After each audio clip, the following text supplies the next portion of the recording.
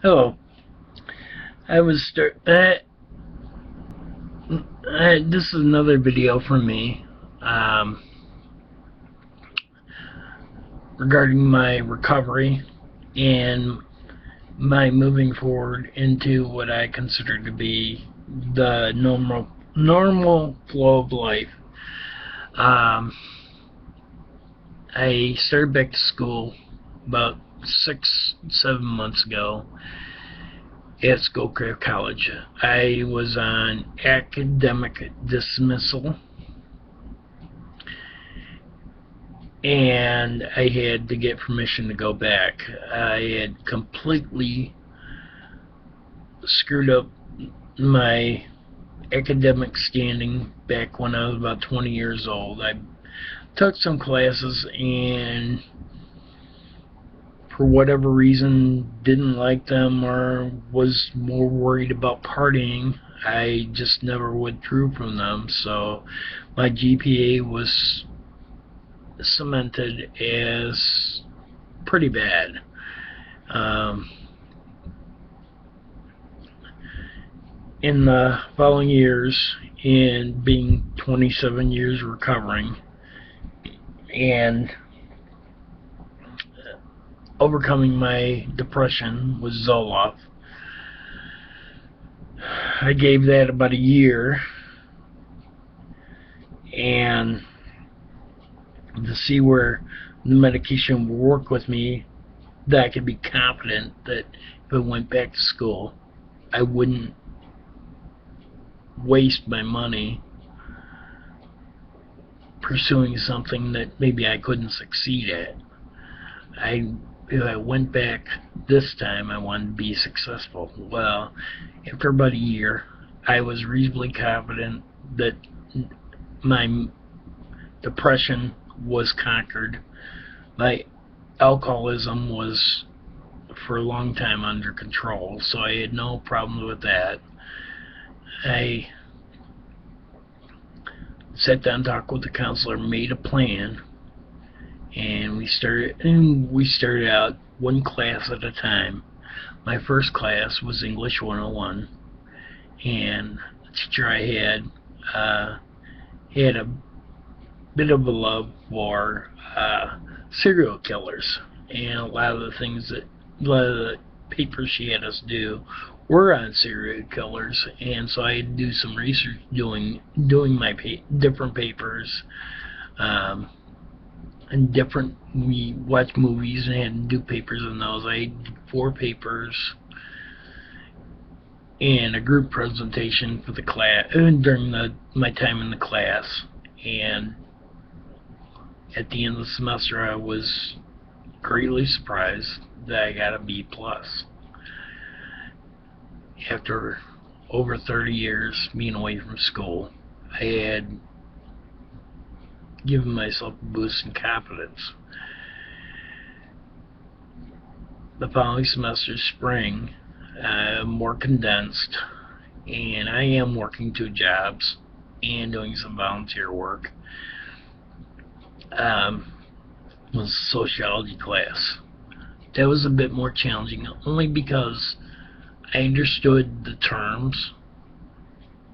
I had a little bit of difficulty putting the terms with what was going on. Teacher understood that I knew what she was talking about.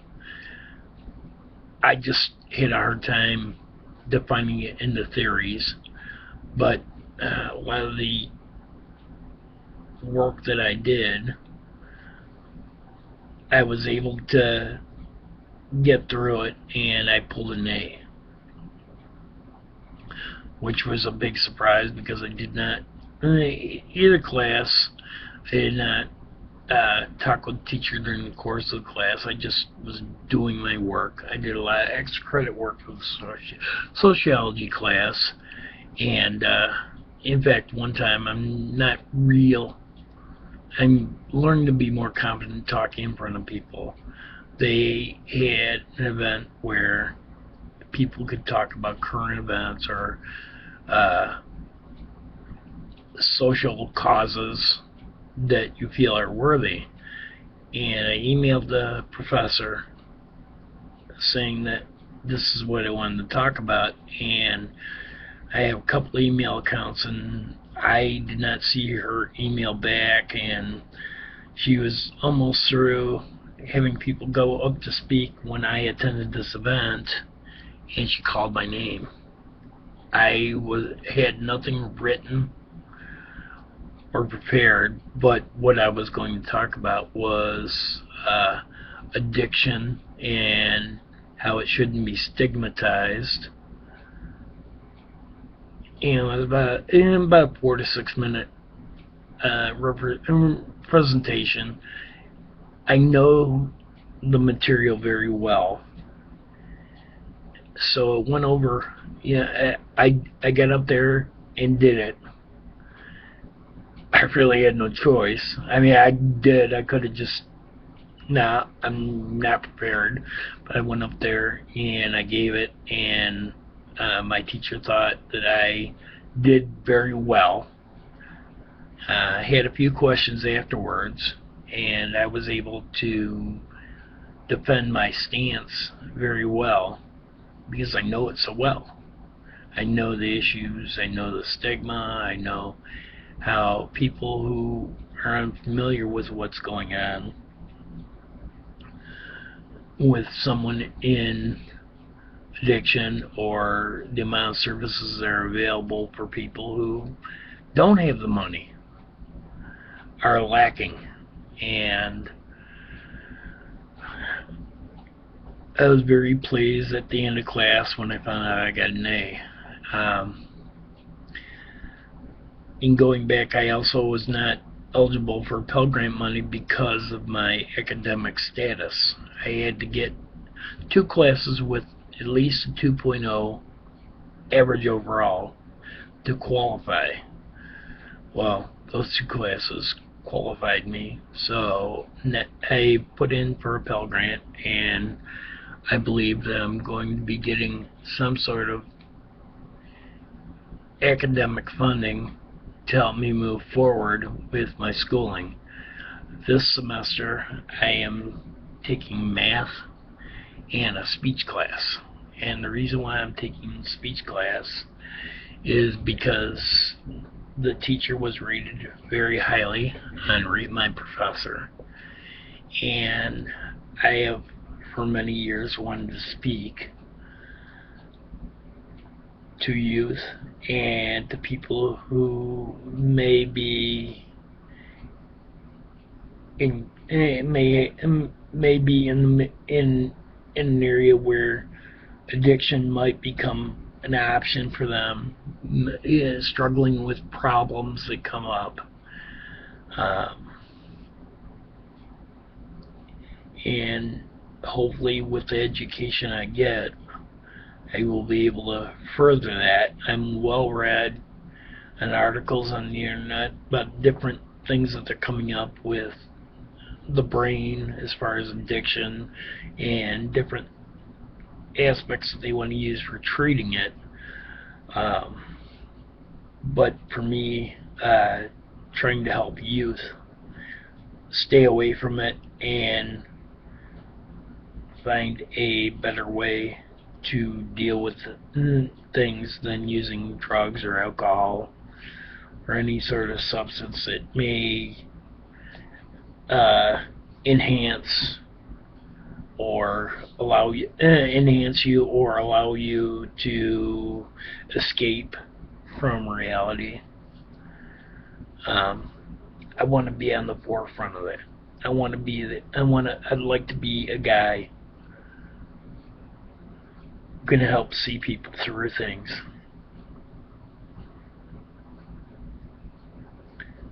And I've been fortunate to meet several people who inspired me when I was going through my alcoholism,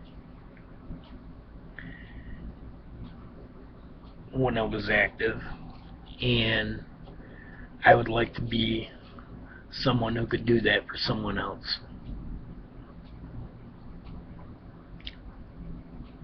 my speaking style, I know, has to be improved.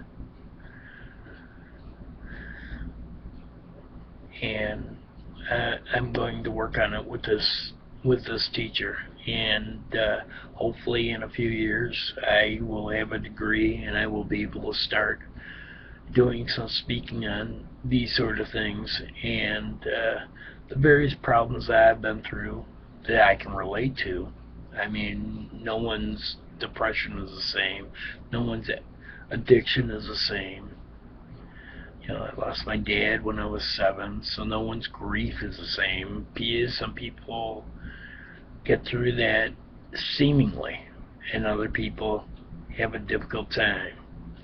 I do volunteer grief support through Sandcastles, through the Henry Ford Health System. So I've become educated on different things that people go through, and you know, some stories are similar to mine, and some that are nowhere near mine. But people want to be listened to. So you know, whether it be addiction or grief or depression, those are signs that people probably aren't communicating with each other the way they should be. You know, and social media sometimes takes away from being able to relate to other people. If you use social media effectively, you can reach other people and you can change their lives. But if you use it just to update on what, you know, what Miley Cyrus is, crazy things she's doing, or you know, Chrissy Teigen, or to see who has nip slip, or depend on Obama, you're not connecting with people, and you're not reaching them in ways that they need it. And so this is my hope. You know, my degree may not be in this sort of thing, but I think if I speak and I keep myself educated on different things that are going on, the grief and addiction and depression studies and information, I can be an effective speaker to people who need to hear a voice and need to hear that they're not crazy and that they can get through things. I didn't have that person. I found my way. I had people inspired me, but I didn't have someone there day to day. So I hope that I make people feel better in this way, and know that, you know, maybe you step back and think, you know, hey, that person, there's something going on there. Maybe they need to talk.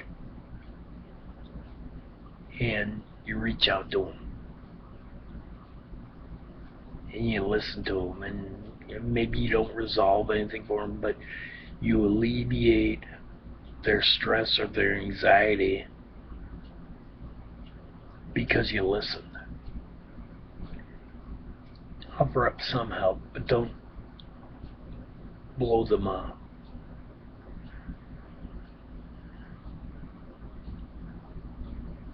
Be good.